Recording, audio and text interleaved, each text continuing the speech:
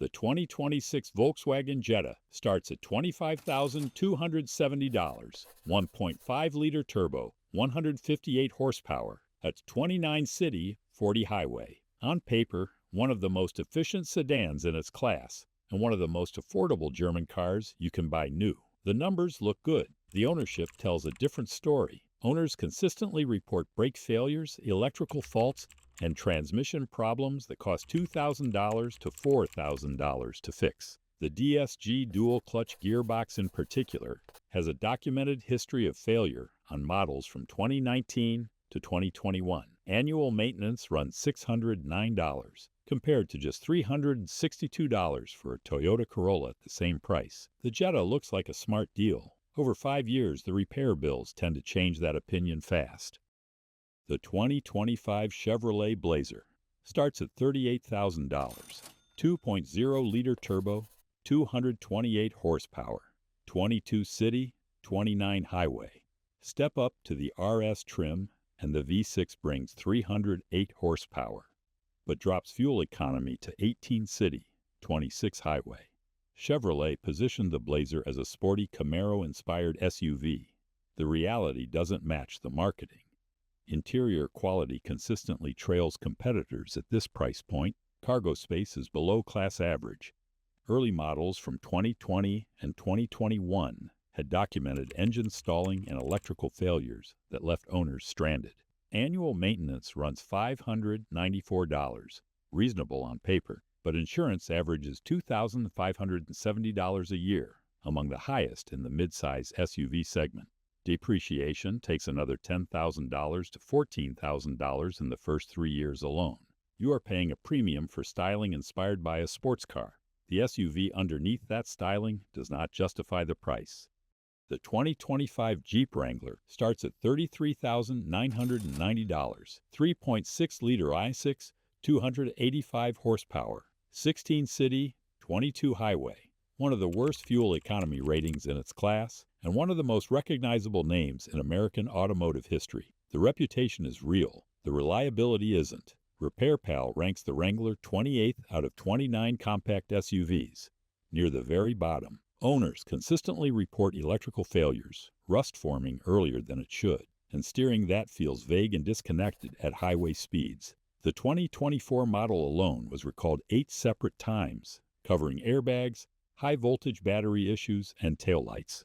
The 2025 carries the same platform with the same risks. Annual maintenance runs $701, and insurance averages nearly $2,000 a year, higher than almost any competitor in its segment. The Wrangler is a great off-road machine. If you're not using it off-road, you're just paying for the image. The 2025 Land Rover Range Rover Sport starts at $81,300 to $25. 3.0-liter inline-6, 395 horsepower, 20 city, 25 highway. The same efficiency as trucks that cost half as much. Annual maintenance, $1,978 every single year. RepairPal ranks Land Rover 31st out of 32 brands for reliability. Air suspension failure costs $3,000 to $5,000. An oil change runs $300. Insurance averages $4,435 a year. 5-year depreciation, over $50,000. Total 5-year ownership cost, $108,000. One verified owner reviewed their new 2025 model as broken down in the first week, under 400 miles. Land Rover canceled the tow after hours of waiting. It looks incredible. It costs exactly that much. The 2025 Dodge Durango starts at $40,990. 3 engine options. A 3.6-liter V6 with 295 horsepower, a 5.7-liter V8 with 360 horsepower, and at the top of the range, the SRT Hellcat, a supercharged 6.2-liter V8 producing 710 horsepower, towing capacity up to 8,700 pounds, 0 to 60 in under 5 seconds on the V8. On pure performance numbers, the Durango is genuinely impressive. Then you look at what it costs to run. The V8 returns 14 city and 22 highway. That's $3,200 a year in fuel at average mileage, nearly double what you'd spend in a Toyota Highlander hybrid. Annual maintenance runs $948 according to KBB. The Durango is now in its 15th year on the same platform, and the age shows in reliability scores and the lack of standard safety features that competitors include as baseline equipment. Projected depreciation over 5 years, nearly $20,000. The Durango delivers the performance it promises. It also delivers the bill that comes with it. The 2025 Ford Bronco starts at around $42,000, 2.3-liter EcoBoost, 300 horsepower, 20 city, 22 highway. Step up to the V6 and fuel economy drops to 17 combined. Some of the worst numbers in the midsize SUV segment. Ford brought back the Bronco with enormous hype. The problems came with it. Cracked fuel injectors on 2021 to 2023 models created a genuine fire risk. Not a software patch, a safety recall. V6 valve train issues reduce power over time. Build quality has been inconsistent since launch, and Consumer Reports flagged emergency braking distances as unusually long for the class. Annual maintenance runs $930. The Bronco was built for adventure. Just make sure you budget for the kind that happens at the service counter. The 2025 GMC Sierra 1500 starts at $46,195 and climbs all the way to $86,395 for the Denali Ultimate. 6.2-liter 5.8, 420 horsepower, 16 city, 20 highway, on the most popular configuration that works out to roughly $3,800 a year in fuel at average mileage. Here's the uncomfortable truth about the Sierra. Its own sibling outperforms it. Consumer Reports consistently rates the Chevrolet Silverado, built on the exact same platform by the exact same company, as the more dependable truck.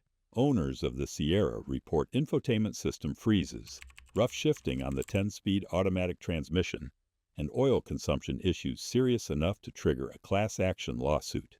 The 2025 model already carries one active recall. Annual repair costs average $700 to $27. Not catastrophic, but this is a truck that can cost you $86,000. For that kind of money, a 3.5 out of 5 reliability rating from RepairPal is simply not acceptable. There are better full-size trucks at this price. The Sierra just happens to look like one of them. The 2025 Rivian R1T starts at $71,700. Dual motor, 533 horsepower, up to 420 miles of range on the max battery, 0 to 60 in 4.5 seconds. The performance credentials are genuine and impressive. Then reality sets in. J.D. Power gives it a predicted reliability score of 71 out of 100 that falls in the fair category, below average. Rivian has a limited number of service centers nationwide, which means if something goes wrong, your truck could sit in a queue for weeks while you keep making payments. There is no Apple CarPlay, no Android Auto, unusual emissions on a $72,000 vehicle, and at nearly 7,000 pounds, tires wear significantly faster than on a conventional truck, a recurring cost most buyers don't factor in at purchase. At this price, you are essentially paying to be an early adopter of someone else's product. Some buyers are comfortable with that risk. Most shouldn't be. The 2025 Jaguar F-Pace starts at $58,275, 2.0-liter turbo, 246 horsepower, 22 city, 27 highway. And this is officially its final year of production. Annual maintenance runs $838, above the luxury SUV class average.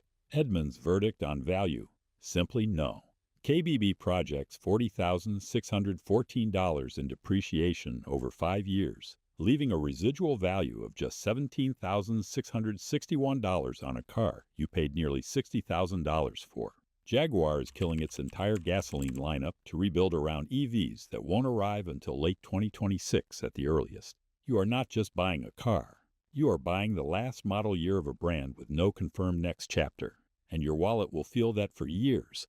The 2026 Mercedes-Benz S-Class starts at $119,500, 3.0-liter inline-6 with mild hybrid, 442 horsepower, 20 city, 29 highway. For $120,000, that fuel economy is hard to defend. Mercedes ranks 27th out of 32 brands for reliability. Annual repair costs average $908, well above the industry average of $652. Air suspension replacement runs $2,000 to $4,000.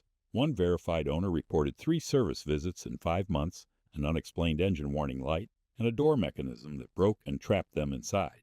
Buy it today for $119,500. It could be worth $40,000 to $50,000 in 5 years. The Lexus LS does the same job for less maintenance, better resale value, and fewer dealer visits. It just doesn't have the badge. The badge is real. The financial logic is not.